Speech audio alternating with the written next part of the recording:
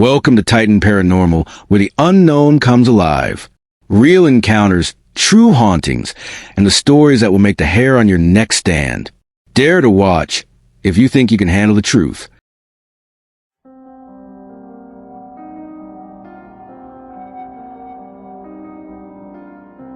It was supposed to be their last trip together before college. One weekend in the woods, just 5 friends, a cooler full of cheap beer, and a borrowed tent that smelled faintly of mildew.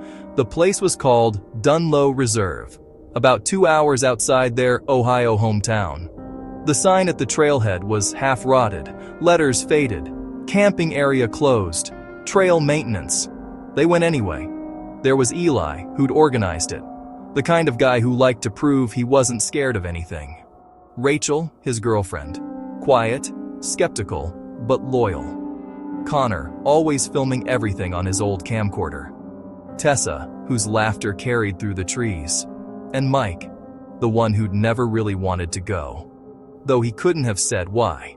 By the time they reached the clearing, the sun was gone and the woods had turned that strange blue-gray color that makes every branch look like it's moving. They built a fire.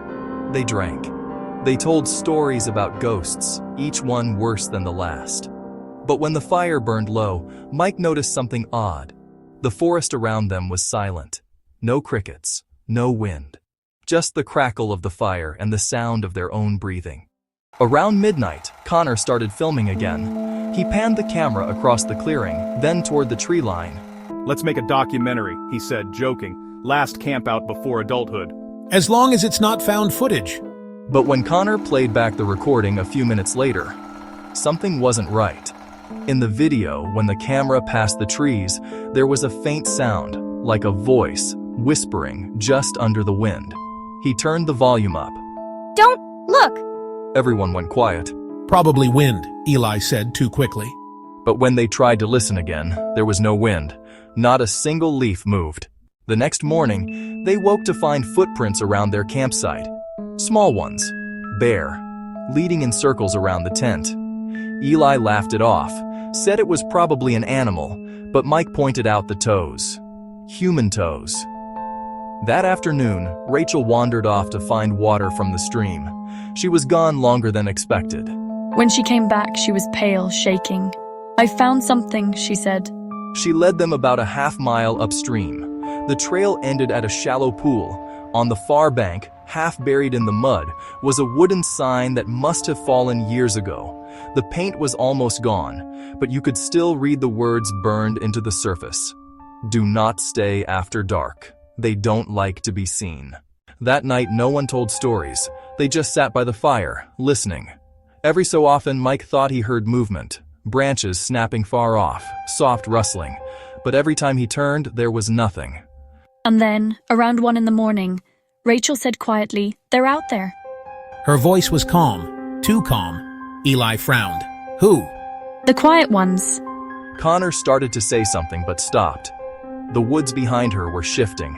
Not moving exactly, but bending, like the air itself was holding its breath. The fire popped, and then they saw it. A figure standing just beyond the light. Small, pale, still. For a long moment, nobody spoke. Then Tessa whispered, "Is that a kid?" The figure tilted its head. Another shape appeared beside it. Then another. 3 of them. Maybe more.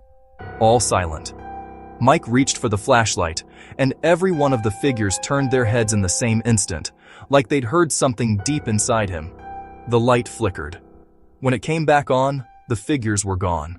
They packed at dawn. No one spoke about what they'd seen. Eli drove faster than he should have on the gravel road, eyes fixed ahead. But when they reached the highway, Connor realized something. The camcorder was still on, battery flashing red. He played it in the car. The screen showed them packing up, the trees behind them, the empty clearing. And then, for a second, the image glitched. And in that blink of distortion, they weren't alone. A pale face filled the frame.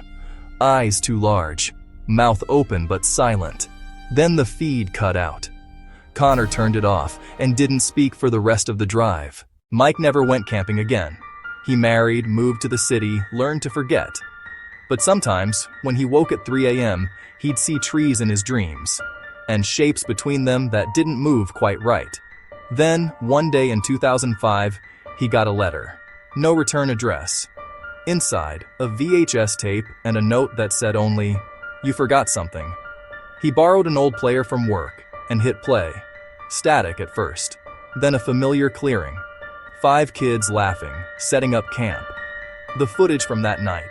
The one Connor had filmed. Except this version was longer. The camera kept rolling after the lights went out. The fire died. And in the dark, something began moving closer.